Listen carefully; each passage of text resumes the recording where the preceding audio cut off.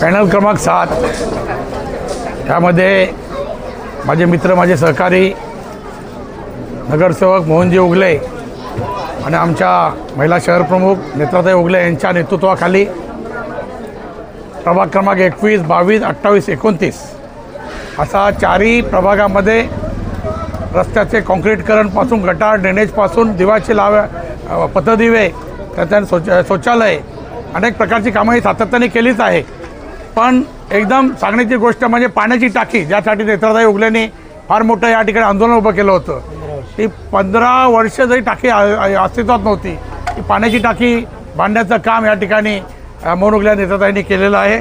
त्याचबरोबर एक आंबेडकर जे रमाबाई आंबेडकर उद्यान जे आहे त्या ठिकाणी ज्येष्ठ नागरिकांना एक सभागृह बांधून दिलेलं आहे। सभागृह भवन म्हणजे तो आहे ते। त्यानंतर लाल चौकी येथे बघितलं असाल आपण की त्या ठिकाणी मयत लोकांना बसा उठायला सुद्धा जागा नव्हती। या ठिकाणी एकदम सुसज्ज अशी स्मशानभूमीचं काम त्या ठिकाणी सुरू आहे। त्यानंतर हरिओमनगर येथे सार्वजनिक शौचालयाचं काम चालू आहे। लॉकडाऊनमध्ये मोहन उगलेंनी म्हणजे अनेक लोकांना सातत्याने मदत केली।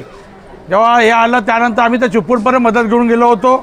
प्रभागातील ज्येष्ठ नागरिक छत्र्या वाटप, गुणवत्ता सत्कार, महावीर जयंतीचा काँक्रीट रस्ता आणि दरवेळी डस्टबिन आणि बँकचं वाटपसुद्धा या ठिकाणी झालं।